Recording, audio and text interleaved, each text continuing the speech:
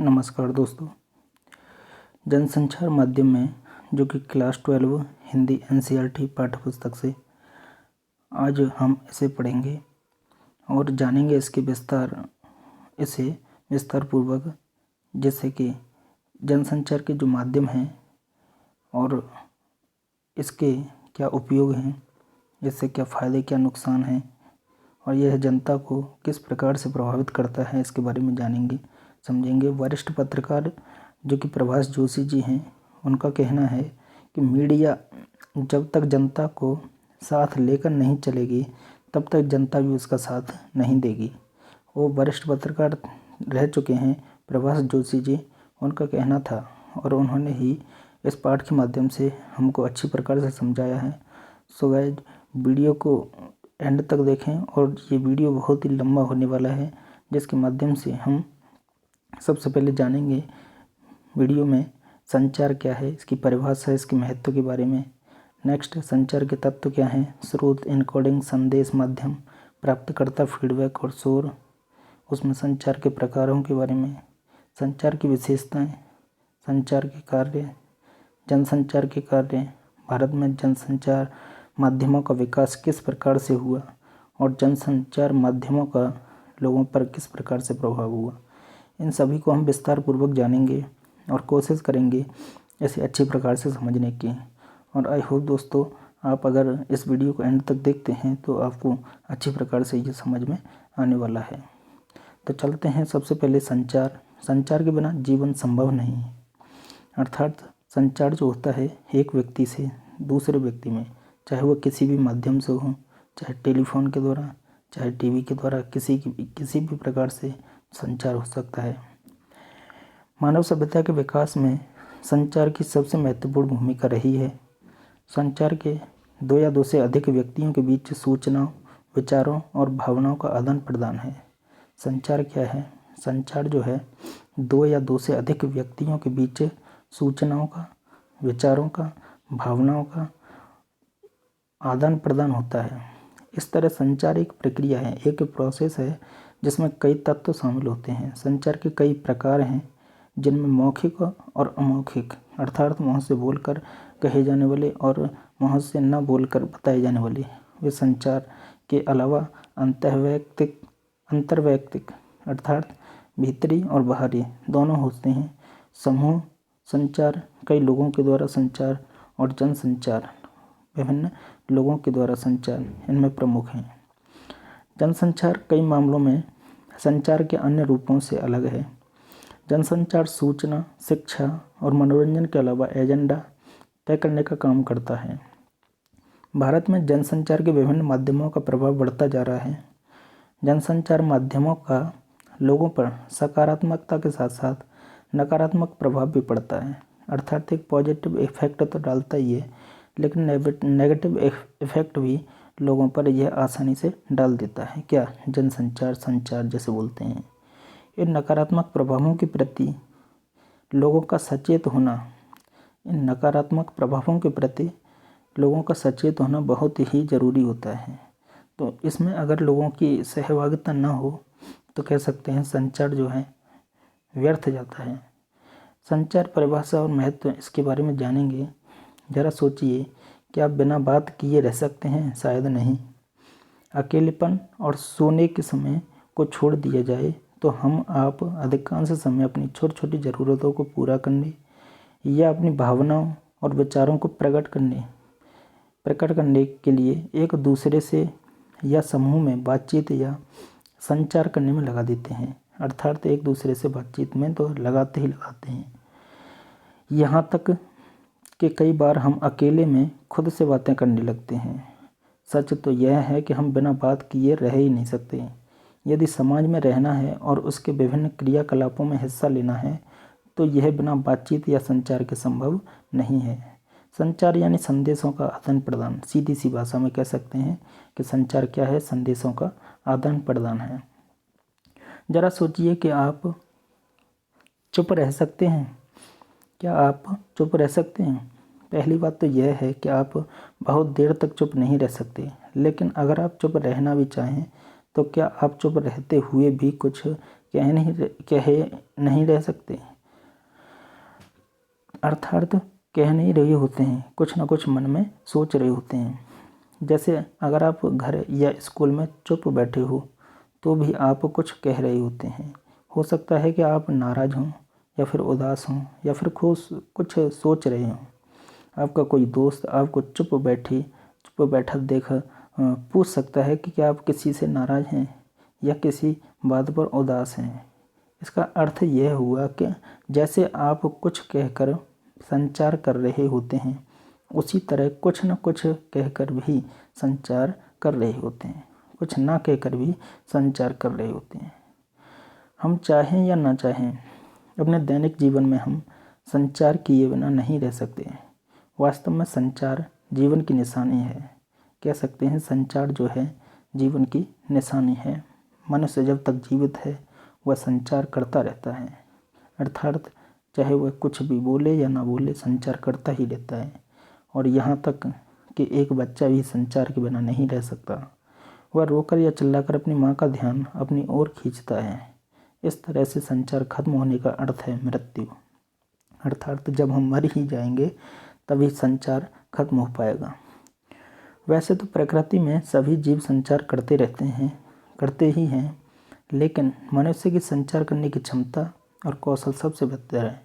अर्थात मनुष्य में जो क्षमता है, जो एफिशिएंसी और जो कौशल है, सबसे बेस्ट होता है। अक्सर यह कहा जाता है कि मनुष्य एक सामाजिक प्राणी है और उसे सामाजिक प्राणी के रूप में विकसित करने में उसकी संचार क्षमता की सबसे बड़ी भूमिका रही है। परिवार और समाज में एक व्यक्ति के रूप में हम अन्य लोगों से संचार के जरिए ही संबंध स्थापित करते हैं और रोज़मर्रा की ज़रूरतें पूरी करते हैं। संचार ही हमें एक दूसरे से जोड़ता है। और गौर से देखिए तो सभ्यता के विकास की कहानी संचार और उसके साधनों के विकास की कहानी है। मनुष्य ने चाहे भाषा का विकास किया हो या लिपि का या फिर छपाई का, इसके पीछे मूल इच्छा संदेशों का आदान प्रदान की ही है, अर्थात उसने कुछ न कुछ बताना हमें चाहा है। दरअसल संदेशों के आदान प्रदान में लगने वाला समय और दूरी को पाटने के लिए मनुष्य ने संचार के माध्यमों की खोज की। आज हम जिस संचार क्रांति की बात करते हैं, आखिर वह क्या है? संचार और जनसंचार के विभिन्न माध्यमों, अर्थात किन के द्वारा? टेलीफोन, इंटरनेट, फैक्स, समाचार पत्र, रेडियो, टेलीविज़न और सिनेमा आदि के जरिए मनुष्य संदेशों के आदान प्रदान में एक दूसरे के बीच की दूरी और समय को लगातार कम से कम करने की कोशिश कर रहा है। और यही कारण है कि आज संचार माध्यमों के विकास के साथ न सिर्फ भौगोलिक दूरियां कम हो रही हैं, बल्कि सांस्कृतिक और मानसिक रूप से भी हम एक दूसरे के करीब आ रहे हैं। और शायद यही कारण है कि कुछ लोग मानते हैं कि आज दुनिया एक गांव में बदल गई है, अर्थात यही कारण है कि जो दुनिया है एक गांव के रूप में नज़र आती है। दुनिया के किसी भी कोने में कोई भी घटना हो, जनसंचार के माध्यमों के जरिए कुछ ही मिनटों में हमें खबर मिल जाती है, हमें उसकी न्यूज़ मिल जाती है। अगर वहाँ किसी टेलीविज़न समाचार चैनल का संवाददाता मौजूद हो तो हमें वहाँ की तस्वीरें भी तुरंत देखने को मिल जाती हैं। याद कीजिए कि 11 सितंबर 2001 को अमेरिका में वर्ल्ड ट्रेड सेंटर पर आतंकवादी हमले को पूरी दुनिया ने अपनी आंखों के सामने घटते देखा था। और इसी तरह आज टेलीविज़न के पर्दे पर हम दुनिया भर के अलग अलग क्षेत्रों में घट रही घटनाओं को सीधे प्रसारण के जरिए ठीक उसी समय देख सकते हैं। आप क्रिकेट मैच देखने स्टेडियम भले ही न जाएं, लेकिन आप घर बैठे उस मैच का सीधा प्रसारण या जिसे लाइव कहते हैं वह देख सकते हैं। सच पूछिए तो आज संचार और जनसंचार के माध्यम हमारी अनिवार्य आवश्यकता बन गए हैं।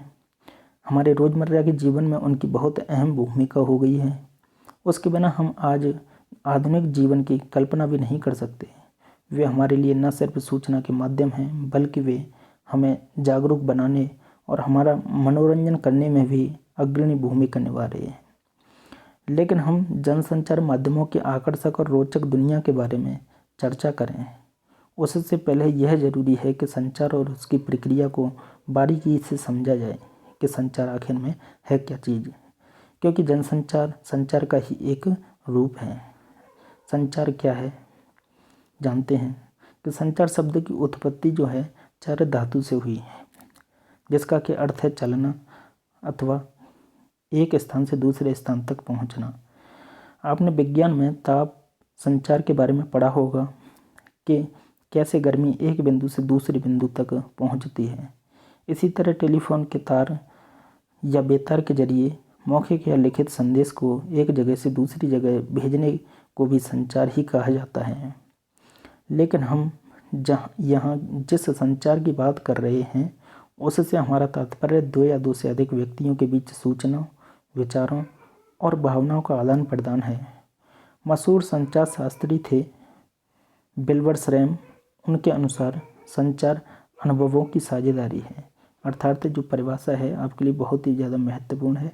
विल्बर रैम जो थे उन्होंने संचार के बारे में अपनी राय प्रकट की और उनका मानना था कि जो संचार जो है अनुभवों की साझेदारी है। संचार क्या है?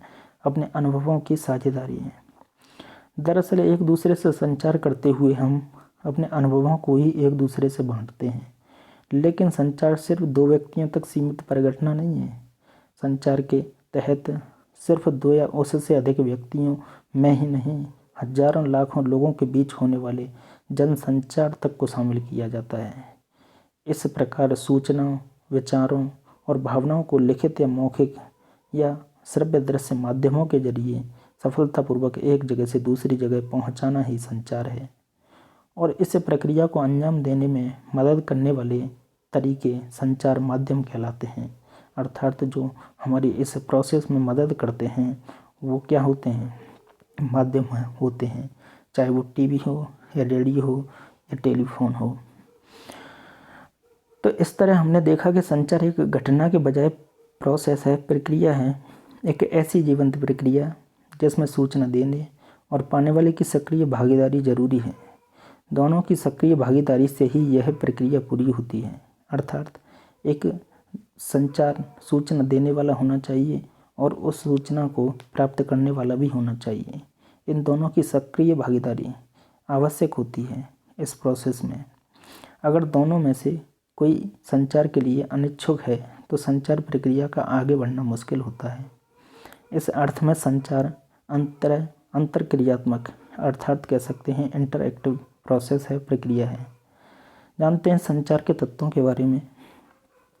हम कहते हैं कि संचार एक प्रक्रिया है तो इसका एक अर्थ यह भी होता है कि इस प्रक्रिया में कई चरण या तत्व शामिल होते हैं। अर्थात इस प्रोसेस में कई चरण या तत्व शामिल होते हैं कि संचार की प्रक्रिया में कई तत्व शामिल हैं। इनमें से कुछ प्रमुख तत्वों की यहाँ सिलसिलेवार चर्चा करेंगे। जैसे संचार प्रक्रिया की शुरुआत सबसे पहले स्रोत या संचारक से होती है। अर्थात जहाँ से स्रोत मिलते हैं वहाँ से संचार चालू होता है, शुरू होता है। जब स्रोत या संचारक एक उद्देश्य के साथ अपने किसी विचार, संदेश या भावना को किसी और तक पहुँचाना चाहता है तो संचार प्रक्रिया की शुरुआत होती है। जैसे आप स्वयं को स्रोत या संचारक मान लें, है ना, और आपको इतिहास की एक किताब चाहिए, लेकिन इसके लिए आपको अपनी कक्षा के एक मित्र से आग्रह करना पड़ेगा। इस तरह जैसे ही आप किताब मांगने की सोचते हैं संचार की प्रक्रिया शुरू हो जाती है। अर्थात जिस प्रकार से जब आपको आवश्यकता पड़ी उसकी, तब से ही यह संचार प्रक्रिया प्रारंभ हुई। जाहिर है, स्पष्ट होता है कि किताब मांगने के लिए आप अपने मित्र से बातचीत करेंगे और उसे लिखकर संदेश भेजेंगे। बातचीत या संदेश भेजने के लिए आप भाषा का सहारा लेते हैं। भाषा असल में एक तरह का कूट चिन्ह या कोड होता है। अर्थात कूट चिन्ह या कोड है। आप अपने संदेश को उस भाषा में कूटीकृत या इनकोडिंग करते हैं। अर्थात जिस भी भाषा में आपने कहा वह क्या है, कूटीकृत या इनकोडिंग है। यह संचार की प्रक्रिया का दूसरा चरण है। एक चरण हुआ स्रोत और दूसरा चरण क्या हुआ, कूटीकृत या इनकोडिंग जिसे बोलते हैं। सफल संचार के लिए यह जरूरी है कि आपका मित्र भी उस भाषा यानी कोड से परिचित हो। अर्थात आपने हिंदी में बोला तो हिंदी ही उसे आनी चाहिए, जब ही वह अपनी बात को समझ पाएगा। तो परिचित हो जिसमें आप अपना संदेश भेज रहे हैं। इसके साथ ही संचारक का इनकोडिंग की प्रक्रिया पर भी पूरा अधिकार होना चाहिए। इसका अर्थ यह हुआ कि सफल संचार के लिए संचारक का भाषा पर पूरा अधिकार होना चाहिए, साथ ही उसे अपने संदेश के मुताबिक बोलना और लिखना भी आना चाहिए।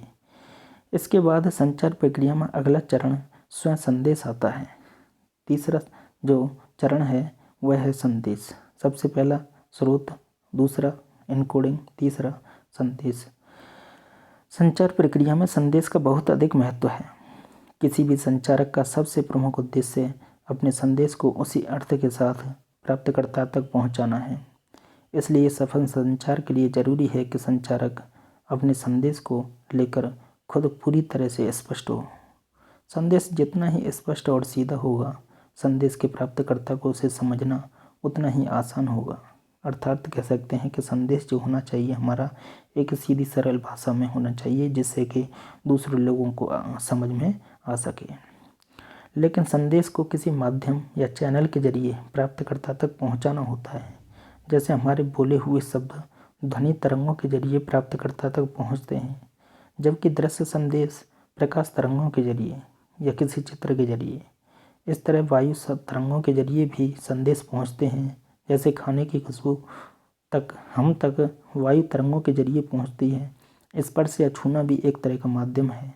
इसी तरह टेलीफोन, समाचार पत्र, रेडियो, टेलीविज़न, इंटरनेट, फिल्म आदि विभिन्न माध्यमों के जरिए भी संदेश जो है प्राप्तकर्ता तक पहुंचाया जाता है।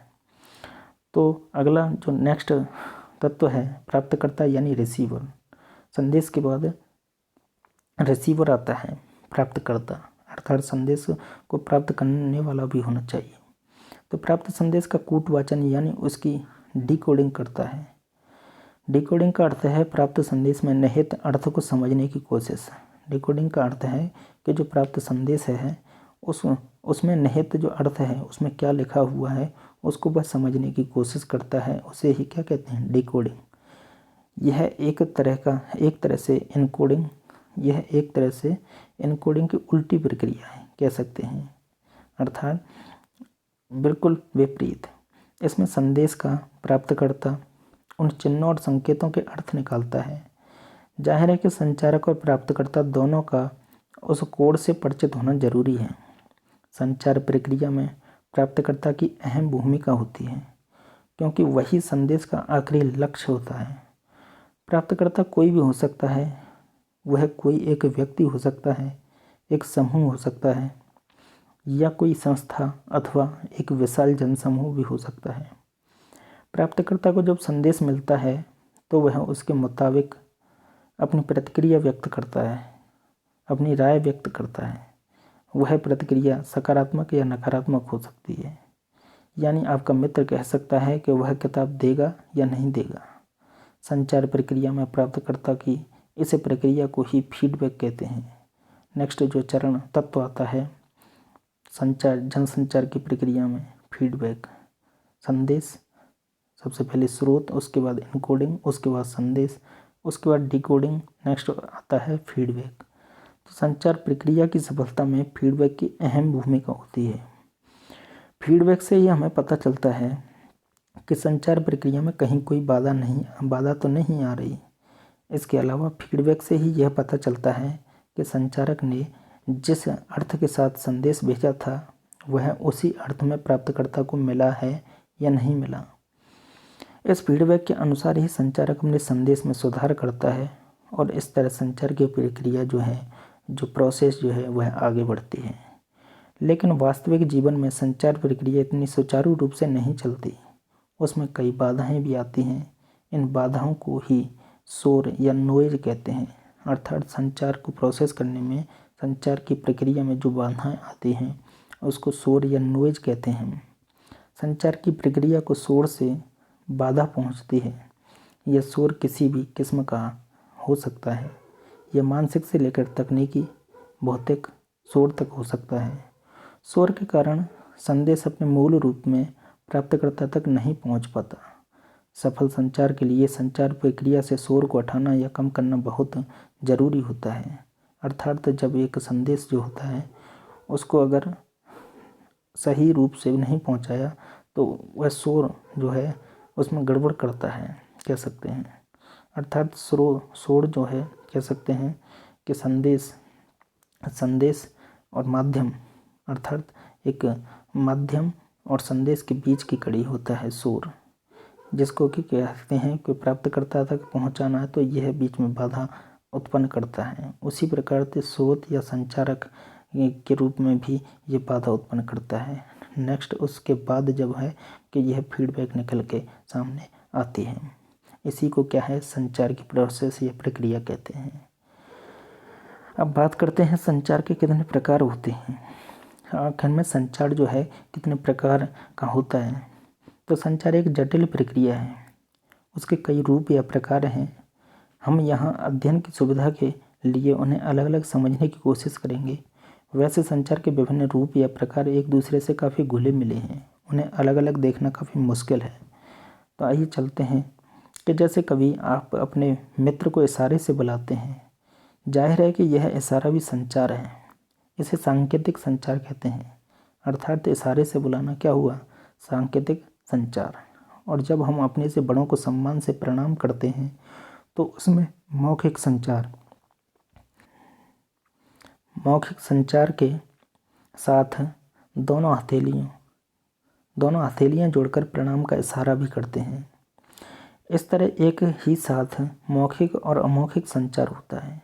एक हो गया सांकेतिक संचार, दूसरा हो गया मौखिक और तीसरा अमौखिक। जैसे हम किसी से बात करते हुए अपनी आँखों, चेहरे, हाथ की गति और स्वर के उतार चढ़ाव के जरिए मौखिक संचार की अमौखिक क्रियाओं की मदद कर रहे होते हैं।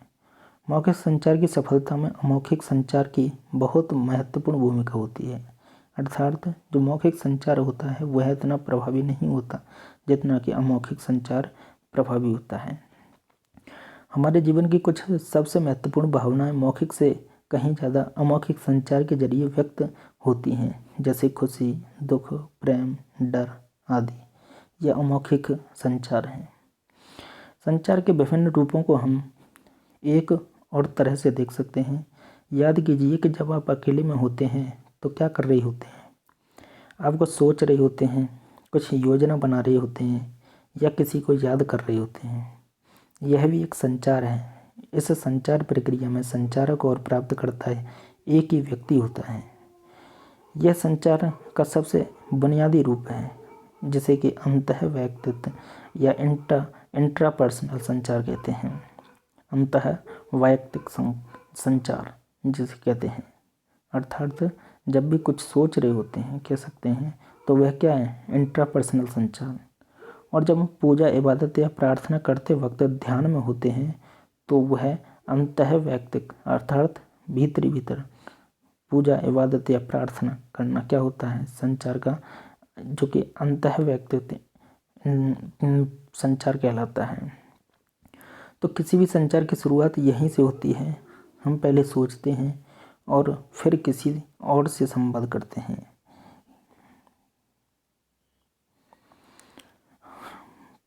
और फिर किसी और से संवाद आदि या बात आदि करते हैं।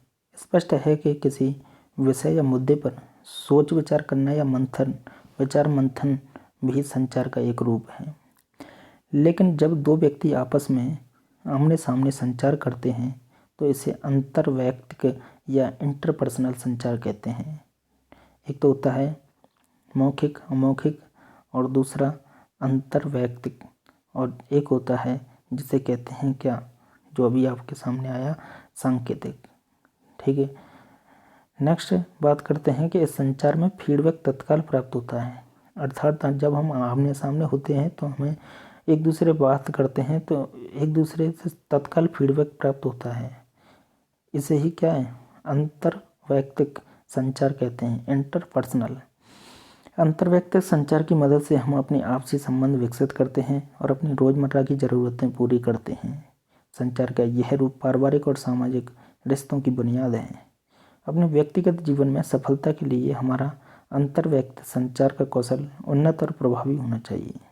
अर्थात व्यक्तिगत जीवन को सफल बनाने के लिए जो कौशल है उन्नत और प्रभावी होना चाहिए। कौशल की ज़रूरत हमें कदम कदम पर पड़ती है। नौकरी और दाखिले के लिए होने वाले इंटरव्यू में आपके इसी कौशल की परख होती है। अर्थात जांच होती है कह सकते हैं। संचार का तीसरा प्रकार समूह संचार होता है। इसमें एक समूह आपस में विचार विमर्श या चर्चा करता है। जैसे आपकी कक्षा में या कक्षा समूह में समूह संचार का एक अच्छा उदाहरण है। इस संचार में जब हम जो कुछ भी करते हैं तो वह किसी एक या दो व्यक्ति के लिए ना होकर पूरे समूह के लिए होता है। समूह संचार का उपयोग समाज और देश के सामने उपस्थित समस्याओं को बातचीत और बहस मुबाहिसे के जरिए हल करने के लिए होता है। संसद में जब विभिन्न मुद्दों पर चर्चा होती है तो यह भी समूह संचार का ही एक उदाहरण है। इसी तरह गांव की पंचायत या किसी समिति की बैठक भी समूह संचार का ही उदाहरण है। अर्थात जहां कह सकते हैं कि 4-6 लोग इकट्ठे बात कर रहे होते हैं तो वह क्या है, समूह संचार है। जहाँ गांव के लोग या समिति के सदस्य आपस में चर्चा कर किसी निर्णय तक पहुंचते हैं। संचार का सबसे महत्वपूर्ण और आखिरी प्रकार है जनसंचार, या जिसे मास कम्युनिकेशन बोलते हैं। जब हम व्यक्तियों के समूह के साथ प्रत्यक्ष संवाद की बजाय किसी तकनीकी या यांत्रिक माध्यम के जरिए समाज के एक विशाल वर्ग से संवाद कायम करने की कोशिश करते हैं तो इसे ही जनसंचार कहते हैं। अर्थात कह सकते हैं कि प्रत्यक्ष संवाद के बजाय एक तकनीकी और यांत्रिकता अर्थात टेक्नोलॉजी का इसमें उपयोग अनिवार्य होता है। तो यह क्या है, मास कम्युनिकेशन जनसंचार कहलाता है। इसमें एक संदेश को यांत्रिक माध्यम के जरिए बहुगुणित किया जाता है ताकि उसे अधिक से अधिक लोगों तक पहुंचाया जा सके। इसके लिए हमें किसी उपकरण या माध्यम की मदद लेनी पड़ती है, मसलन अखबार, रेडियो, टीवी, सिनेमा, इंटरनेट। अखबार में प्रकाशित होने वाले समाचार वही होते हैं, लेकिन प्रेस के जरिए उनकी हजारों लाखों प्रतियां प्रकाशित करके विशाल पाठक वर्ग तक पहुंचाई जाती हैं। तो वह क्या है, एक मास कम्युनिकेशन है। जनसंचार की विशेषताओं की अगर बात करते हैं हम, तो जनसंचार में फीडबैक तुरंत नहीं प्राप्त होता है। जनसंचार जो है, मान लो अखबार आपने पढ़ा तो अखबार से क्या है, तुरंत फीडबैक हम नहीं दे पाते हैं। जनसंचार के श्रोताओं, पाठकों, दर्शकों का दायरा बहुत व्यापक होता है, साथ ही उनका गठन भी बहुत पंचमेल होता है। अर्थात 5 प्रकार का कह सकते हैं। जैसे किसी टेलीविज़न चैनल के दर्शकों में अमीर वर्ग भी हो सकता है और गरीब वर्ग भी, शहरी भी और ग्रामीण भी, पुरुष भी और महिला भी, युवा तथा वृद्ध भी। इसके अलावा उनमें कोई दिल्ली में बैठा हो सकता है तो कोई पटना में, लेकिन सभी एक ही समय टीवी पर अपनी पसंद का कार्यक्रम देख रहे हो सकते हैं। इसी से जुड़ी जनसंचार की एक प्रमुख विशेषता यह है कि जनसंचार माध्यमों के जरिए प्रकाशित या प्रसारित संदेशों की प्रकृति सार्वजनिक होती है। इसका अर्थ यह हुआ कि अंतर्वैयक्तिक या समूह संचार की तुलना में जनसंचार के संदेश सबके लिए होते हैं। जनसंचार का संचार के अन्य रूपों में एक फ़र्क यह भी है कि इसमें संचारक या प्राप्तकर्ता के बीच कोई सीधा संबंध नहीं होता। प्राप्तकर्ता यानी पाठक, श्रोता और दर्शक संचारक को उसकी सार्वजनिक भूमिका के कारण पहचानता है। संचार के अन्य रूपों की तुलना में जनसंचार के लिए एक औपचारिक संगठन की भी ज़रूरत पड़ती है। औपचारिक संगठन के बिना जनसंचार माध्यमों को चलाना मुश्किल है। जैसे समाचार पत्र किसी न किसी संगठन से प्रकाशित होता है, या रेडियो का प्रसारण किसी रेडियो संगठन की ओर से किया जाता है, अर्थात फ्रीक्वेंसी जो चैनल बने होते हैं उनसे। तो जनसंचार माध्यमों की एक और महत्वपूर्ण विशेषता यह है कि उनमें ढेर सारे द्वारपाल या कह सकते हैं गेट कीपर काम करते हैं। द्वारपाल वह व्यक्ति या व्यक्तियों का समूह है जो जनसंचार माध्यमों से प्रकाशित या प्रसारित होने वाली सामग्री को नियंत्रित और निर्धारित करता है। किसी जनसंचार माध्यम में काम करने वाले द्वारपाल ही तय करते हैं कि वहाँ किस तरह की सामग्री प्रकाशित या प्रसारित की जाए, अर्थात लोगों को क्या पसंद आ रहा है और क्या नहीं, वह गेट कीपर ही तय करता है। जैसे किसी समाचार पत्र में संपादक और उसके सहायक, समाचार संपादक, सहायक संपादक, उपसंपादक आदि यह तय करते हैं कि समाचार में क्या छपेगा, कितना छपेगा, किस तरह छपेगा।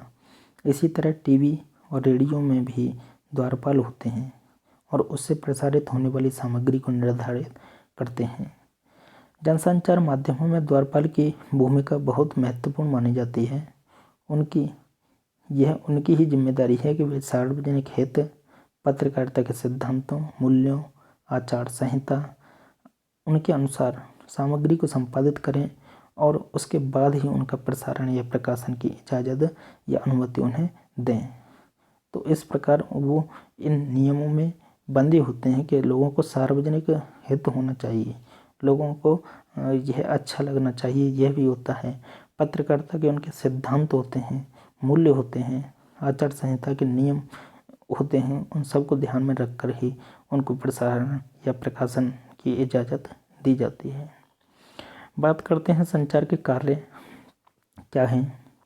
क्या आप अपने रोज़मर्रा के जीवन में संचार का खूब इस्तेमाल करते हैं? निश्चय ही आप उसके उपयोग और कार्यों से बहुत हद तक परिचित हैं। संचार विशेषज्ञों के अनुसार संचार के कई कार्य होते हैं। इनमें से कुछ कार्य हैं। सबसे पहला है, संचार का प्रयोग हम कुछ हासिल करने या प्राप्त करने के लिए करते हैं। संचार का प्रयोग जो हम कुछ हासिल करने या कुछ प्राप्त करने के लिए करते हैं, जैसे अपने दोस्त से किताब मांगने के लिए। दूसरा नियंत्रण। पहला हो गया संचार का प्रयोग कुछ हासिल करने के लिए, दूसरा नियंत्रण करने के लिए। कि संचार के जरिए हम किसी के व्यवहार को नियंत्रित करने की कोशिश करते हैं, यानी उसे हम एक खास तरीके से व्यवहार करने के लिए कहते हैं। जैसे कक्षा में शिक्षक विद्यार्थियों को नियंत्रित करते हैं। उसी प्रकार से तीसरा जो है सूचना क्या है कि कुछ जानने के लिए, कुछ बताने के लिए भी हम संचार का प्रयोग करते हैं। चौथा जो है अभिव्यक्ति, कि संचार का उपयोग हम अपनी भावनाओं की अभिव्यक्ति के लिए या अपने को एक खास तरह से प्रस्तुत करने के लिए भी करते हैं, एक किस प्रकार से हमें अपनी अभिव्यक्ति करनी है। नेक्स्ट होता है सामाजिक संपर्क। संचार का प्रयोग हम एक समूह में आपसी संपर्कों को बढ़ाने के लिए भी करते हैं। अर्थात एक समूह में हम आपसी संपर्क बढ़ा पाएँ तो यह क्या होता है, सामाजिक संपर्क होता है, एक दूसरे से मेल मिलाप कह सकते हैं। वही नेक्स्ट है संचार का प्रयोग अक्सर हम अपनी समस्याओं या चिंता या किसी चिंता को दूर करने के लिए भी करते हैं।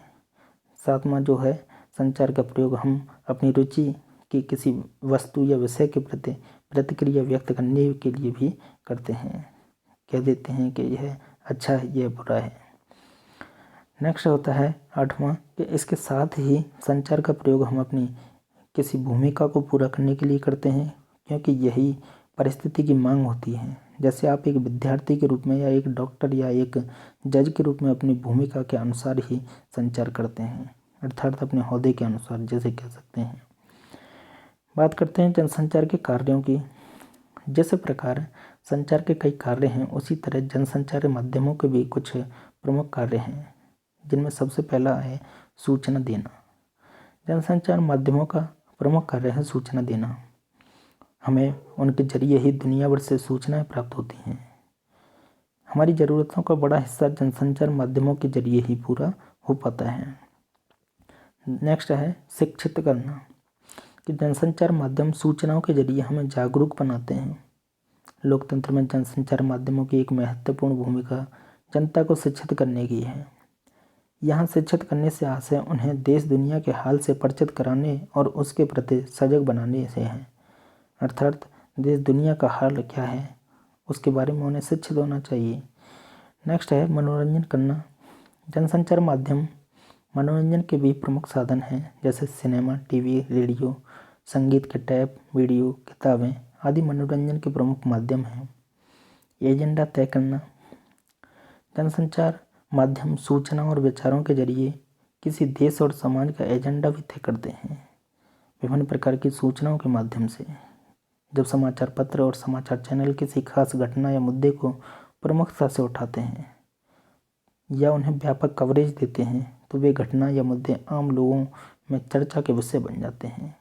किसी घटना या मुद्दे को चर्चा का विषय बनाकर जनसंचार माध्यम सरकार और समाज को उस पर अनुकूल प्रतिक्रिया करने के लिए बाध्य कर देते हैं, अर्थात तो उन्हें अनुकूल प्रतिक्रिया या कुछ करने के लिए बाध्य कर देते हैं। नेक्स्ट है निगरानी करना। किसी लोकतांत्रिक समाज में जनसंचार माध्यमों का एक और प्रमुख कार्य सरकार और संस्थाओं के कामकाज पर निगरानी रखना भी है, अर्थात कैसे उन पर निगरानी रखी जाए। कि अगर सरकार का कोई गलत कदम उठाती है या किसी संगठन संस्था में कोई अनियमितता बढ़ती जाती है तो उसे लोगों के सामने लाने की जिम्मेदारी जनसंचार माध्यमों पर है, अर्थात ये निगरानी भी रखने का कार्य करते हैं क्या जनसंचार के माध्यम। वहीं विचार विमर्श के मंच की अगर बात करते हैं कि जनसंचार माध्यमों का एक कार्य यह भी है कि वे लोकतंत्र में विभिन्न विचारों को अभिव्यक्ति का मंच उपलब्ध कराते हैं।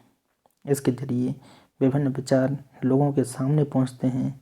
जैसे किसी समाचार पत्र के संपादकीय पृष्ठ पर किसी घटना या मुद्दे पर विभिन्न विचार रखने वाले लेखक अपनी राय व्यक्त करते हैं, इसी तरह संपादक के नाम चिट्ठी स्तंभ में आम लोगों को अपनी राय व्यक्त करने का मौका मिलता है और इस तरह जनसंचार माध्यम विचार विमर्श के मंच के रूप में भी काम करते हैं। नेक्स्ट बात करते हैं कि भारत में जनसंचार माध्यमों का विकास किस प्रकार से हो रहा है। आइए जानते हैं कि भारत में आज जनसंचार के आधुनिक माध्यम जिस रूप में मौजूद है उसकी प्रेरणा भले ही पश्चिमी जनसंचार माध्यम रहे हों, लेकिन हमारे देश में भी जनसंचार माध्यमों का इतिहास कम पुराना नहीं है। बड़ी सहजता के साथ इसके बीज पौराणिक काल के मिथकीय मीन्स झूठे पात्रों में खोजे जा सकते हैं। देवर्षि नारद को भारत का पहला समाचार वाचक माना जाता है। आपको क्वेश्चन आएगा कि सबसे पहला समाचार वाचक कौन था जो कि प्राचीन काल से ही प्रचलित था। देवर्षि नारद को कहा जाता था भारत का पहला समाचार वाचक, जो वीणा की मधुर झंकार के साथ धरती और देवलोक के बीच संवाद सेतु थे, अर्थात जहाँ भी जाते तुरंत पहुँच जाते और एक दूसरे से संवाद करते हुए एक दूसरे की बातों को कह देते थे। उन्हीं की तरह महाभारत काल में महाराज धृतराष्ट्र और रानी गांधारी को युद्ध की झलक दिखाने और उसका विवरण सुनाने के लिए जिस तरह संजय की परिकल्पना की गई वह एक अत्यंत समृद्ध संचार व्यवस्था की ओर इशारा करती है। अर्थात जो संजय था तो वह उसके पास एक दिव्य दृष्टि से ही कह सकते हैं। तो महाभारत में जब युद्ध हुआ था कौरवों और पांडवों के बीच, तो धृतराष्ट्र और रानी गांधारी जो महल में होते हैं तो वह उन्हें महल में रहते हुए अपनी आंखों देखा हाल उन्हें सुनाता रहता है। नेक्स्ट अगर बात करते हैं कि जनसंचार को राज दरबारों तक पहुंचाने और राजा का संदेश जनता के बीच प्रसारित करने की समृद्ध व्यवस्थाओं के उदाहरण बाद में भी दिखाई पड़ते हैं। चंद्रगुप्त मौर्य, अशोक जैसे सम्राटों के शासनकाल में स्थायी महत्व के संदेशों के लिए शिलालेखों और सामयिक तात्कालिक संदेशों के लिए कच्ची स्याही और रंगों से संदेश लिखकर प्रदर्शित करने की व्यवस्था और भी मजबूत हुई। अर्थात प्राचीन काल में क्या इस प्रकार के शिलालेख बना दिए जाते थे और उनसे क्या है लोगों को एक निश्चित जानकारी प्राप्त होती थी। तब बाकायदा रोजना मचा लिखने के लिए कर्मचारी नियुक्त किए जाते थे और जनता के बीच संदेश भेजने के लिए सही व्यवस्था की गई थी। लेकिन भारतीय संचार परंपरा की खासियत यह भी रही कि राय दरबारों के समानांतर बराबरी में हमारे यहाँ लोक माध्यमों की भी सुलझी व्यवस्था मौजूद रही। इसके सांकेतिक प्रागैतिहासिक काल से ही मिलते हैं। इसके जो संकेत हैं प्रागैतिहासिक काल से ही मिलते हैं, अर्थात प्राचीन काल से ही। भीमबेटका एक स्थान था, उसके गुफा चित्र इसके प्रमाण हैं। अर्थात जो एक सुलझी हुई व्यवस्था लोक माध्यमों से मिली तो वह क्या है, भीमबेटका के गुफा चित्र जैसे। यह समानांतर व्यवस्था बाद में कठपुतली और लोक नाटकों की विविध शैलियों के रूप में दिखाई पड़ती है कि देश के विभिन्न हिस्सों में प्रचलित विविध नाट्य रूपों जैसे कथावाचन, बाउल, सांग, रागनी, तमाशा, लावनी, नौटंकी, जात्रा, गंगा गौरी, यक्षगान आदि का विशेष महत्व होता था। इन विधाओं के कलाकार मनोरंजन तो करते ही थे, एक क्षेत्र से दूसरे क्षेत्र तक संदेश पहुंचाने और जनमत निर्माण करने का काम भी करते थे। लेकिन जनसंचार के आधुनिक माध्यमों के रूप में जो आज हमारे यहाँ है, वे निश्चय ही हमें अंग्रेज़ों से मिले हैं। चाहे समाचार पत्र हों, या रेडियो हो, या टेलीविज़न, या इंटरनेट, सभी माध्यम पश्चिम से ही आए। हमने शुरुआत में उन्हें उसी रूप में अपनाया, लेकिन धीरे धीरे वे हमारी सांस्कृतिक विरासत के अंग बनते चले गए। चाहे वह फिल्म हो, टीवी सीरियल, या एक समय के बाद वे भारतीय नाट्य परंपरा से परिचालित होने लगते हैं। इसलिए आज के जनसंचार माध्यमों का खाका भले ही पश्चिमी हो, लेकिन उनकी विषय वस्तु और रंग रूप भारतीय ही है, क्योंकि उसकी भूमिका भी कहीं अधिक बढ़ चली है। इसलिए जहाँ वह शासक वर्ग के लिए राष्ट्र निर्माण की दिशा तय करता है, वहीं जनता की भागीदारी भी सुनिश्चित करता है। जनसंचार माध्यमों के वर्तमान प्रचलित रूपों में प्रमुख हैं समाचार पत्र, पत्रिकाएं, रेडियो, टेलीविज़न, सिनेमा और इंटरनेट। इन माध्यमों के जरिए जो भी सामग्री आज जनता तक पहुंच रही है, राष्ट्र के मानस का निर्माण करने में उसकी महत्वपूर्ण भूमिका आज भी है, आगे भी रहेगी, कह सकते हैं।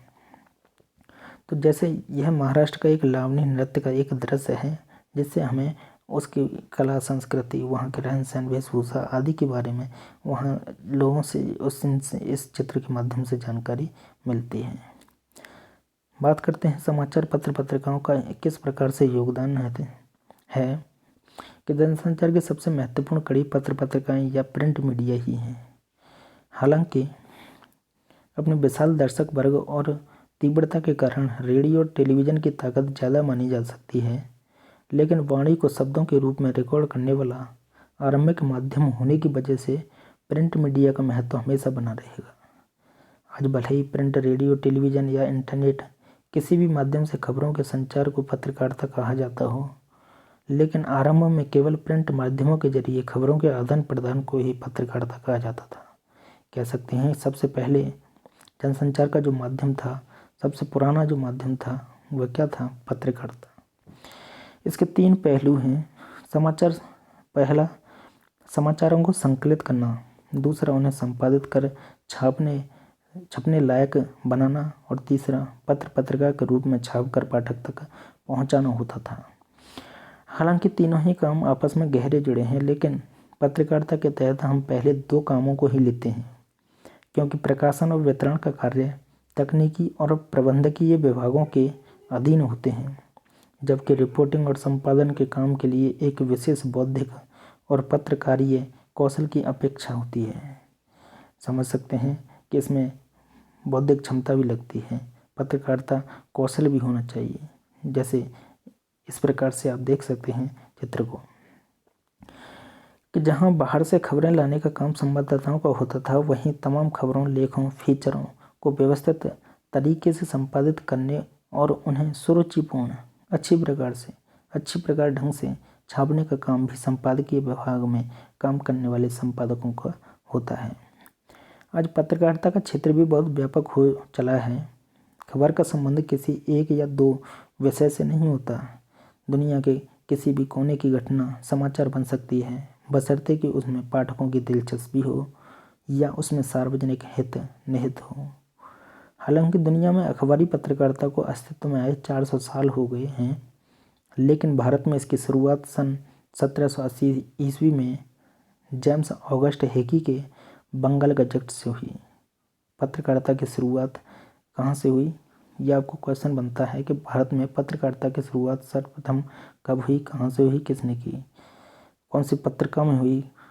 तो 1780 ईस्वी में जेम्स ऑगस्ट हेकी के बंगाल गजट से हुई, जो कि कोलकाता से निकलता था। जबकि हिंदी का यह पहला साप्ताहिक पत्र उदंत मार्तंड भी कलकत्ता से ही सन 1826 ईस्वी में पंडित जुगल किशोर के संपादन में निकला था। हिंदी बात करते हैं हिंदी की अगर, तो इसका जो रूप है इस प्रकार से होता था प्राचीन काल में, जो कि विभिन्न पत्रिकाओं के रूप में नजर आता था। जैसे शताब्दियों की दास्ता के बाद भारत में स्वतंत्रता का मंगल प्रभात, तो यह एक नया कदम जो कि अखबार था इसमें निकला था। आगे अगर बात करते हैं कि भाषा के विकास में शुरुआती अखबारों और पत्रिकाओं ने बहुत महत्वपूर्ण भूमिका निभाई है, बहुत महत्वपूर्ण भूमिका निभाई। इस लिहाज से भारतेंदु हरिश्चंद्र का नाम हमेशा सम्मान के साथ लिया जाएगा, जिन्होंने कई पत्रिका निकाली। आज के समाचार आंदोलन में भारतीय पत्रों ने अहम भूमिका निभाई है। महात्मा गांधी, लोकमान्य तिलक और मदन मोहन मालवीय जैसे नेताओं ने लोगों को जागरूक बनाने के लिए पत्रकार की भी भूमिका निभाई। गांधी जी को हम समकालीन भारत का सबसे बड़ा पत्रकार कह सकते हैं, क्योंकि आज़ादी दिलाने में उनके पत्रों ने महत्वपूर्ण भूमिका निभाई। आज़ादी के पहले के प्रमुख पत्रकारों में जब नाम लिया जाए तो गणेशशंकर विद्यार्थी, माखनलाल चतुर्वेदी, महावीर प्रसाद द्विवेदी, बाबूराव विष्णुराव पराड़कर, प्रताप नारायण मिश्र, शिव पूजन सहाय, रामवृक्ष बेनीपुरी और बालमुकुंद गुप्त। उस समय के महत्वपूर्ण अखबारों और पत्रिकाओं में केसरी, हिंदुस्तान, अर्थात ये पत्रिका होती थी केसरी, हिंदुस्तान, सरस्वती, हंस, करमवीर, आज, प्रताप, प्रदीप, विशाल भारत आदि प्रमुख रूप से उपलब्ध होती थीं। लेकिन जहां आज़ादी से पहले पत्रकारिता का लक्ष्य स्वाधीनता की प्राप्ति था, वहीं आज़ादी के बाद पत्रकारिता का लक्ष्य बदलने लगा। शुरुआती 2 दशकों तक पत्रकारिता राष्ट्र निर्माण के प्रति प्रतिबद्ध दिखती थी, लेकिन उसके बाद उसका चरित्र व्यावसायिक और प्रोफेशनल होने लगा। और यही कारण है कि कुछ लोग कहते हैं कि आज़ादी से पहले पत्रकारिता एक मिशन थी, लेकिन आज़ादी के बाद वह एक व्यवसाय बन गई। अब आज़ादी के बाद अधिकतर पुरानी पत्रिकाएं बंद हो गईं और कई नए समाचार पत्र और पत्रिकाओं का प्रकाशन शुरू हुआ। आज़ादी के बाद के प्रमुख हिंदी अखबारों में नवभारत टाइम्स, जनसत्ता, नई दुनिया, राजस्थान पत्रिका, अमर उजाला, दैनिक भास्कर, दैनिक जागरण और पत्रिकाओं में धर्मयुग, साप्ताहिक हिंदुस्तान, दिनमान, रविवार, इंडिया टुडे, आउटलुक आदि का नाम लिया जा सकता है। इनमें से कई पत्रिकाएं बंद हो चुकी हैं। आज़ादी के बाद के हिंदी के प्रमुख पत्रकारों में सच्चिदानंद, हीरानंद, वात्स्यायन अज्ञे जी अर्थात रघुवीर सहाय, धर्मवीर भारती, मनोहर सम जोशी, राजेंद्र माथुर, प्रभास जोशी, सर्वेश्वर दयाल सक्सेना, सुरेंद्र प्रताप सिंह आदि का नाम लिया जा सकता है, जो कि आज़ादी के बाद आते हैं। वहीं रेडियो की अगर बात की जाए तो पत्रिकाओं के बाद जिस माध्यम ने दुनिया को सबसे ज़्यादा प्रभावित किया वह है रेडियो। 1895 ईस्वी में जब इटली के इलेक्ट्रिकल इंजीनियर जी मार्कोनी ने वायरलेस के जरिए ध्वनियों और संकेतों को एक जगह से दूसरी जगह भेजने में कामयाबी हासिल की, तब रेडियो जैसा माध्यम अस्तित्व में आया। पहले विश्व युद्ध तक यह सूचनाओं के आदान प्रदान का एक महत्वपूर्ण औजार बन चुका था। शुरुआती रेडियो स्टेशन अमेरिकी शहर पिट्सबर्ग, न्यूयॉर्क, शिकागो में खुले। अर्थात सबसे पहले रेडियो न्यूयॉर्क, शिकागो में खुले। अमेरिकी शहर पिट्सबर्ग जो था, पिट्सबर्ग, न्यूयॉर्क, शिकागो अमेरिकी शहर हुआ करते थे, उनमें सबसे पहले रेडियो चला करता था। भारत ने 1921 में मुंबई में टाइम्स ऑफ इंडिया ने डाकतार विभाग के सहयोग से पहला संगीत कार्यक्रम प्रसारित किया। अर्थात रेडियो में संगीत कार्यक्रम जो सबसे पहले प्रसारित हुआ 1921 ईस्वी में। तो मुंबई में यह टाइम्स ऑफ इंडिया ने एक डाकतार विभाग के सहयोग से किया था।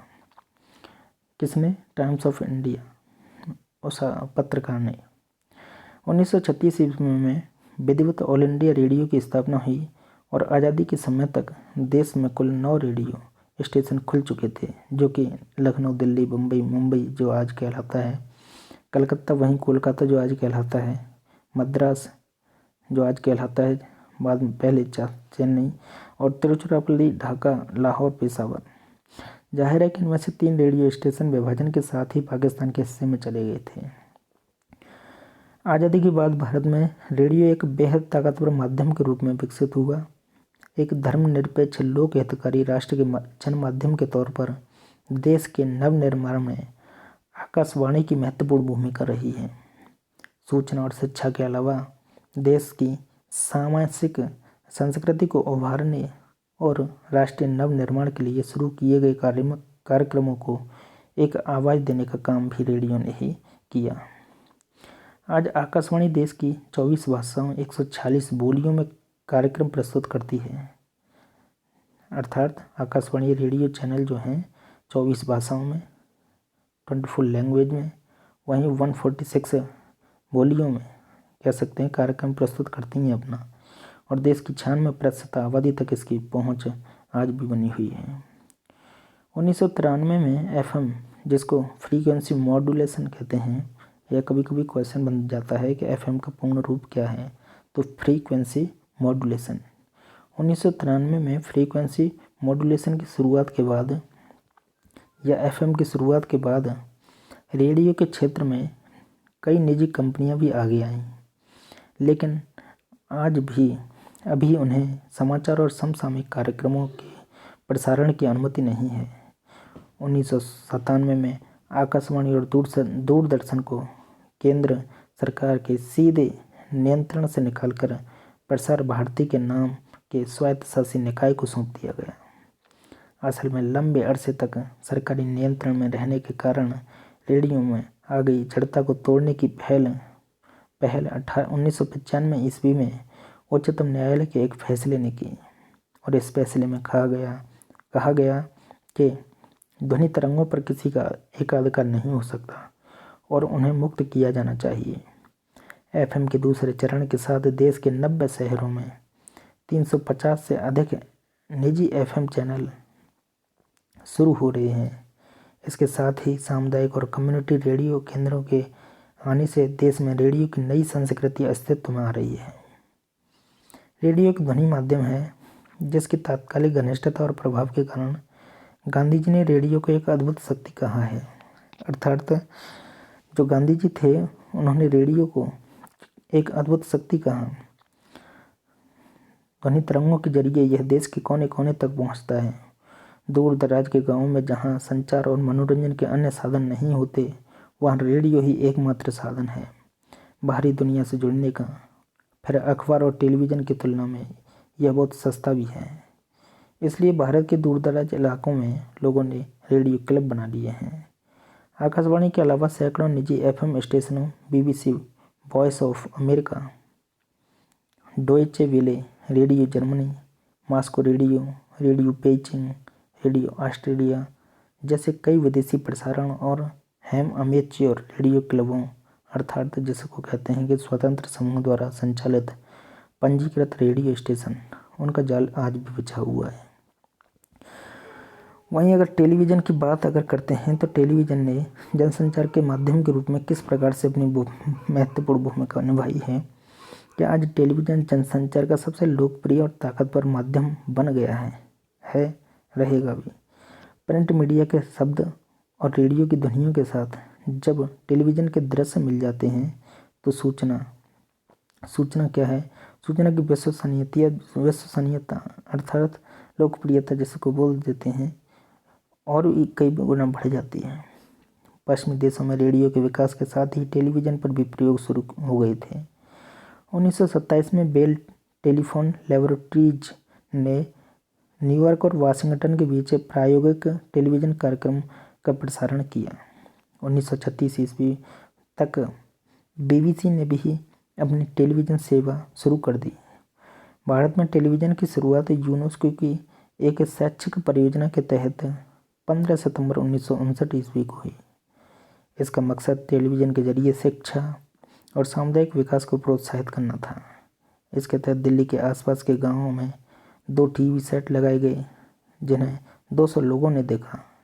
यह हफ्ते में 2 बार 1-1 घंटे के लिए दिखाया जाता था।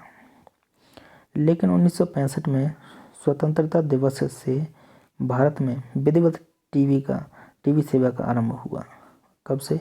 1965 ईस्वी से विधिवत रूप से। तब रोज़ 1 घंटे के लिए टीवी कार्यक्रम दिखाया जाने लगा। 1975 तक दिल्ली, मुंबई, श्रीनगर, अमृतसर, कोलकाता, मद्रास और लखनऊ में टीवी सेंटर खुल गए। लेकिन 1976 ईस्वी तक टीवी की सेवा आकाशवाणी का हिस्सा थी। 1 अप्रैल 1976 से इसे अलग कर दिया गया और इसे दूरदर्शन नाम दे दिया गया। अर्थात दूरदर्शन जिसे बोलते हैं वह उसका कब नाम मिला? 1 अप्रैल 1976 ईस्वी को।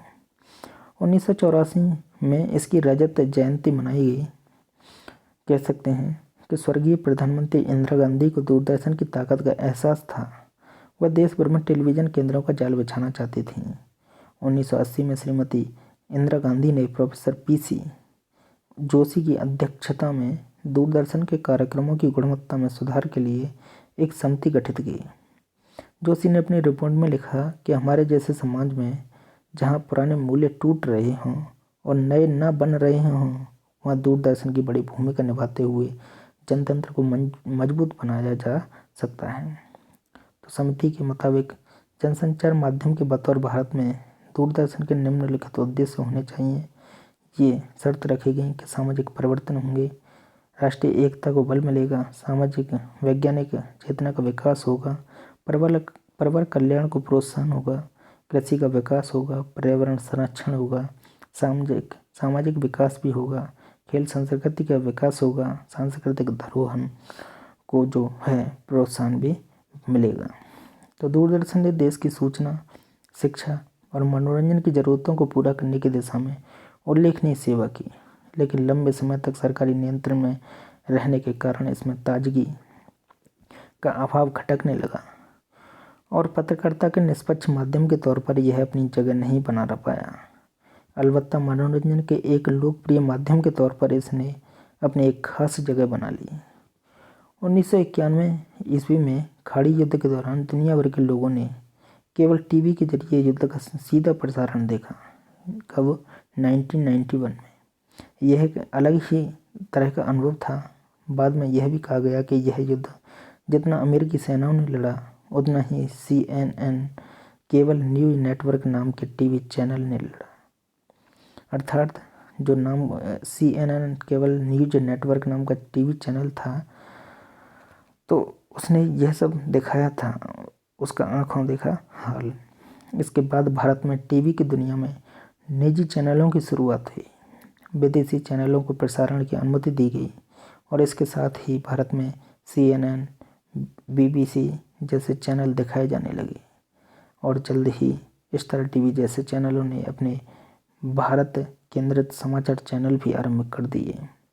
इसके अलावा डिस्कवरी, नेशनल जियोग्राफिक जैसे शैक्षिक और मनोरंजन चैनलों के साथ ही FTV, MTV, VTV जैसे विशुद्ध पश्चिमी किस्म के चैनल भी देखने को मिले। कुछ लोगों ने इसे देश पर सांस्कृतिक हमला भी कहा और इन चैनलों का विरोध किया, लेकिन टेलीविज़न का असली विस्तार तब हुआ जब भारत में निजी चैनल की बाढ़ आने लगी। अक्टूबर 1993 में GTV और स्टार टीवी के बीच अनुबंध हुआ और उसके बाद समाचार के क्षेत्र में भी जी न्यूज़ और स्टार न्यूज़ नामक चैनल आए और सन 2002 तक आज तक के स्वतंत्र चैनल के रूप में आने के बाद तो जैसे समाचार चैनलों की बाढ़ ही आ गई। जहां पहले हमारे सार्वजनिक प्रसारक दूरदर्शन का उद्देश्य राष्ट्र निर्माण और सामाजिक उन्नयन था, वहीं इन निजी चैनलों का मकसद व्यावसायिक लाभ कमाना रह गया। इससे जहां टेलीविज़न समाचार को निष्पक्षता की पहचान मिली, उसमें ताजगी आई और वह पेशेवर हुआ, वहीं एक अंधी होड़ के कारण अनेक बार पत्रकारिता के मूल्यों और उसकी नैतिकता का भी हनन हुआ। इसके बावजूद आज पूरे भारत में 200 से अधिक चैनल प्रसारित हो रहे हैं और हर रोज़ नए नए चैनलों की बाढ़ आती जा रही है। वहीं सिनेमा की अगर बात करते हैं कि इसका जनसंचार के क्षेत्र में क्या योगदान है, क्या रहा, क्या रहेगा। जनसंचार का सबसे लोकप्रिय और प्रभावशाली माध्यम है सिनेमा। हालांकि यह जनसंचार के अन्य माध्यमों की तरह सीधे तौर पर सूचना देने का काम नहीं करता, लेकिन परोक्ष रूप में सूचना और ज्ञान और संदेश देने का काम करता है। सिनेमा को मनोरंजन के सशक्त माध्यम के तौर पर देखा जा सकता है। जहाँ हम बात करते हैं कि सिनेमा के आविष्कार का श्रेय थॉमस अल्वा एडिसन को जाता है। थॉमस अल्वा एडिसन, और यह 1883 में मिनेटोस्कोप की खोज के साथ जुड़ा हुआ है। 1894 ईस्वी में फ्रांस में पहली फिल्म बनी द अराइवल ऑफ ट्रेन। कब? 1894 ईस्वी में पहली फिल्म बनी द अराइवल ऑफ ट्रेन। तो सिनेमा की तकनीक में तेज़ी से विकास हुआ और जल्द ही यूरोप और अमेरिका में कई अच्छी फिल्में बनने लगीं। भारत की पहली मूक फिल्म बनाने का श्रेय दादा साहब फाल्के को जाता है। यह फिल्म थी 1913 ईस्वी में बनी राजा हरिश्चंद्र। कब? 1913 ईस्वी में पहली मूक फिल्म अर्थात जिसमें कुछ भी बोला नहीं जाए ऐसी फिल्म बनी, जिसका नाम था राजा हरिश्चंद्र, 1913 ईस्वी में बनी। इसके बाद 2 दशकों में कई और मूक फिल्में बनने लगी। उनके कथानक धर्म, इतिहास और लोक गाथाओं के इर्द गिर्द बुने जाते रहे। 1931 ईस्वी में पहली बोलती फिल्म बनी आलम आरा, अर्थात सबसे पहले तो मूक फिल्म बिना बोलने वाली, और 1931 ईस्वी में पहली बोलती फिल्म बनी जिसमें बोल करके शब्द बताए जाते थे, तो वह थी आलम आरा। कब? 1931 में। इसके बाद बोलती फिल्मों का दौर शुरू हुआ। आज़ादी के बाद जहां एक तरफ भारतीय सिनेमा ने देश के सामाजिक यथार्थ को गहराई से पकड़कर आवाज़ देने की कोशिश की, वहीं लोकप्रिय सिनेमा ने व्यावसायिकता का रास्ता अपनाया। एक तरफ पृथ्वीराज कपूर, महबूब खान, सोहराब मोदी, गुरुदत्त जैसे फिल्मकार थे, तो दूसरी तरफ सत्यजीत राय जैसे फिल्मकार। 70 के दशक तक सिनेमा के मूल में प्रेम, फंतासी और एक कभी न हारने वाले सुपर नेचुरल हीरो की परिकल्पना रही। कहानियों में कुछ न कुछ संदेश देने की कोशिश हुई, लेकिन बहुत ही अव्यावहारिक तरीके से। 70 और 80 के दशक में 10 वर्ष की अवधि, तो 70 और 80 के दशक में कुछ फिल्मकारों ने महसूस किया कि सिनेमा जैसे सशक्त संचार माध्यम का इस्तेमाल आम लोगों में चेतना फैलाने, उसे व्यावहारिक जीवन की समस्याओं से जोड़ने और अन्याय के खिलाफ एक कलात्मक अभिव्यक्ति के तौर पर किया जाए। और यही समांतर सिनेमा का दौर था, और इस दौरान अंकुर, निशांत, अर्धसत्य जैसी फिल्में बनी। हालांकि सत्यजीत राय ने 50 के दशक में ही पथेर पंचाली बनाकर इसकी शुरुआत कर दी थी, लेकिन समानांतर सिनेमा ने एक आंदोलन की शक्ल ली 60 के दशक के आखिरी वर्षों और 70 के दशक में। यह आंदोलन 80 के दशक में भी जारी रहा। इस धारा में सत्यजीत राय के अलावा श्याम बेनेगल, मृणाल सेन, ऋत्विक घटक, अदूर गोपाल कृष्णन, MS सत्यु, गोविंद निहलानी जैसे फिल्मकार शामिल हुए। लेकिन बाजारवाद और व्यावसायिकता के दबाव में समानांतर और कला फिल्मों का दौर 80 के दशक में खत्म होने लगा। एक बार फिर लोकप्रिय मुंबईया फिल्में छाने लगीं, अर्थात सबसे ज़्यादा लोकप्रिय फिल्म मुंबई की होने लगी। दरअसल हिंदी सिनेमा पर शुरू से ही पॉपुलर और लोकप्रिय फिल्मों का दबदबा रहा है। कला फिल्मों को समानांतर सिनेमा इसलिए भी कहा गया क्योंकि वे अपनी अंतर्वस्तु में लोकप्रिय फिल्मों के समानांतर चलती थीं। कला फिल्मों के कमज़ोर पड़ने के साथ एक बार फिर पॉपुलर और लोकप्रिय सिनेमा हावी हो गया और तकनीकी कथानक पर भारी पड़ने लगा। भारतीय सिनेमा में पारिवारिक फिल्मों की यह धारा लगातार चलती रही। हल्के फुल्के हास्य और एक आम आदमी के परिवार की खट्टी मीठी कहानी पर बनी इन साफ सुथरी फिल्मों को भी खूब पसंद किया गया। लोकप्रिय और पारिवारिक फिल्मों की पहुंच गांव और शहर के साधारण दर्शकों तक रहती आई है। इस तरह फिल्मों में दर्शकों को बांधने वाला कथानक, रोजमर्रा की समस्याएं, मधुर संगीत, पारिवारिक नृत्य, संस्कृति के कई आयाम दिखाई देते हैं। और इस धारा के फिल्मकारों में राज कपूर, गुरुदत्त, विमल राय, ऋषिकेश मुखर्जी, वासु चैटर्जी जैसे कई नाम हैं। लेकिन 80 और 90 के दशक में मुंबई सिनेमा पर व्यावसायिकता का नशा इस कदर छाता गया कि फॉर्मूला फिल्में फिल्मकारों के लिए मुनाफा कमाने का सबसे बड़ा हथियार बन गई। ऐसी फिल्मों के केंद्र में रोमांस, हिंसा, फॉर्मूला फिल्में जिन्हें होती हैं रोमांस, हिंसा, सेक्स और एक्शन को रखा जाता रहा। कहने के लिए हर फिल्म में कोई न कोई सामाजिक संदेश देने की औपचारिकता निभाई जाती है, लेकिन इनका मकसद महज पैसा कमाना है। ऐसी फिल्मों ने खासकर युवाओं के मन पर बहुत गलत प्रभाव आज के संदर्भ में छोड़ा है। इस तरह हम कह सकते हैं कि सिनेमा जनसंचार के एक बेहतरीन और सबसे ताकतवर माध्यमों में से एक है और इसके कई आयाम भी हैं। यह मनोरंजन के साथ साथ समाज को बदलने का, लोगों में नई सोच विकसित करने का और अत्याधुनिक तकनीक के इस्तेमाल से लोगों को सपनों की दुनिया में ले जाने का एक माध्यम भी है। मौजूदा समय में भारत हर साल 800 फिल्मों का निर्माण करता है और दुनिया का सबसे बड़ा फिल्म निर्माता देश बन गया है। यह हिंदी के अलावा अन्य क्षेत्रीय भाषा और बोलियों में भी फिल्में बनती हैं और खूब चलती हैं। बात करते हैं अगर इंटरनेट की, तो सबसे ज़्यादा योगदान जो है इंटरनेट का, कि इंटरनेट जनसंचार का एक सबसे नया लेकिन तेज़ी से लोकप्रिय हो रहा माध्यम है।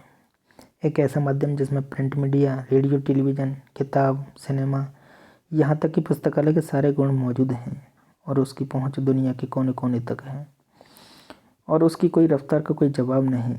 उसमें सारे माध्यमों का समागम है। इंटरनेट पर आप दुनिया के किसी भी कोने से छपने वाले अखबार या पत्रिका में छपी सामग्री पढ़ सकते हैं, रेडियो सुन सकते हैं और सिनेमा देख सकते हैं, किताब पढ़ सकते हैं और विश्वव्यापी जाल के भीतर जमा करोड़ों पन्नों में से पल भर में आप अपने मतलब की सामग्री खोज सकते हैं। यह एक अंतरक्रियात्मक माध्यम है। बात करते हैं अंतरक्रियात्मक माध्यम, तो यह क्वेश्चन बनता है कि टेलीविज़न एक किस प्रकार का माध्यम है। तो अंतरक्रियात्मक यानी आप इसमें मूक दर्शक नहीं हैं, आप सवाल जवाब, बहस, मुबाहिसों में भाग ले सकते हैं। आप चैट करते हैं और मन हो तो अपनी ब्लॉग बनाकर पत्रकारिता की किसी बहस के सूत्रधार बन सकते हैं। इंटरनेट ने हमें मीडिया समागम यानी कन्वर्जेंस के युग में पहुंचा दिया है और संचार की नई संभावना जगा दी। हर माध्यम में कुछ गुण और कुछ अवगुण होते हैं। इंटरनेट ने जहाँ पढ़ने वालों के लिए, शोधकर्ताओं के लिए संभावनाओं के नए कपाट खोले हैं, हमें विश्वग्राम का सदस्य बना दिया है, वहीं इसमें कुछ खामियां भी हैं। पहली खामी तो यही है कि उसमें लाखों अश्लील पन्ने भर दिए गए हैं जिसका बच्चों के कोमल मन पर बुरा असर पड़ता है। और दूसरी खामी यह है, खामी मीन्स गलती, तो दूसरी खामी यह है कि इसका दुरुपयोग किया जा सकता है। हाल के वर्षों में इंटरनेट के दुरुपयोग की कई घटना सामने आई हैं। बात करते हैं जनसंचार माध्यमों का प्रभाव। आज के जनसंचार प्रधान समाज में जनसंचार माध्यमों के बिना हम जीवन की कल्पना भी नहीं कर सकते। हमारी जीवन शैली पर संचार माध्यमों का ज़बरदस्त असर है। अखबार पढ़े बिना हमारी सुबह नहीं होती। जो अखबार नहीं पढ़ते वे रोज़मर्रा की खबरों के लिए रेडियो या टीवी पर निर्भर रहते हैं। हमारी महानगरीय युवा पीढ़ी समाचारों और सूचनाओं के आदान प्रदान के लिए इंटरनेट का उपयोग करने लगी है। खरीद फरोख्त के लिए हमारे फैसलों तक पर विज्ञापनों का असर साफ देखा जा सकता है। यहाँ तक कि शादी ब्याह के लिए भी लोगों की अखबार या इंटरनेट के मैट्रिमोनियल पर निर्भरता बढ़ने लगी है। टिकट बुक कराने, टेलीफोन का बिल जमा कराने से लेकर सूचनाओं के आदान प्रदान के लिए इंटरनेट का इस्तेमाल बढ़ा है। और इसी तरह फुर्सत के क्षणों में टीवी, सिनेमा पर दिखाए जाने वाले धारावाहिकों और फिल्मों के जरिए हम अपना मनोरंजन करते हैं। अपनी सेहत से लेकर धर्म, आध्यात्म तक के बारे में जानकारी जनसंचार माध्यमों से मिल रही है। आप माने या न माने, जनसंचार माध्यम आज एक उत्पाद की तरह हमारे घरों में घुस आए हैं। वे हमारी जीवन शैली को प्रभावित कर रहे हैं और हमें उन्हें चलाते हुए भी रोक नहीं सकते हैं। इसमें कोई दो राय नहीं है कि जनसंचार माध्यमों ने हमारे जीवन को और ज़्यादा सरल, हमारी क्षमताओं को और ज़्यादा समर्थ, हमारे सामाजिक जीवन को और अधिक सक्रिय बनाया है। साथ ही उन्होंने हमारे राष्ट्रीय जीवन को गतिशील, पारदर्शी बनाया है। सूचना और जानकारियों के आदान प्रदान से लेकर लोगों को एक दूसरे से जोड़ने तक और बहस तथा विचार विमर्श से लेकर लोकतांत्रिक प्रक्रिया को मजबूत बनाने तक जनसंचार माध्यमों की महत्वपूर्ण भूमिका है। आज राष्ट्रीय स्तर पर हमारी राजनीति और हमारी अर्थनीति तक जनसंचार माध्यमों से प्रभावित होती है। खासकर आपातकाल के बाद जनसंचार माध्यमों की ताकत लगातार बढ़ रही है और राष्ट्रीय जीवन में उनका हस्तक्षेप भी बढ़ा है। वे न सिर्फ सरकार के कामकाज की निगरानी करते हैं बल्कि सरकार के गलत फैसलों के खिलाफ आवाज़ भी उठाते हैं। राष्ट्रीय स्तर पर फैसले लेते हैं। तो बात करते हैं कि जनसंचार माध्यम संभावना और खतरे किस प्रकार से हो सकते हैं। कि सामाजिक विकास और आधुनिकीकरण के संदर्भ में यदि समाचार के इन प्रकारों पर विचार करें तो इस क्षेत्र में उसकी कई संभावनाएं स्पष्ट होंगी कि संचार माध्यमों को उचित दिशा देकर नए मूल्य प्रतिष्ठित कराए जा सकते हैं।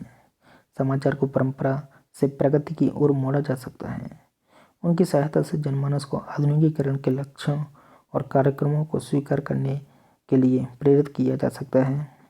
जनसंचार के साधन उनके सम्मुख नए जीवन का एक आकर्षक विकल्प प्रस्तुत कर उन्हें जड़ता का मार्ग छोड़ सक्रियता की राह या रास्ता अपनाने की प्रेरणा दे सकते हैं।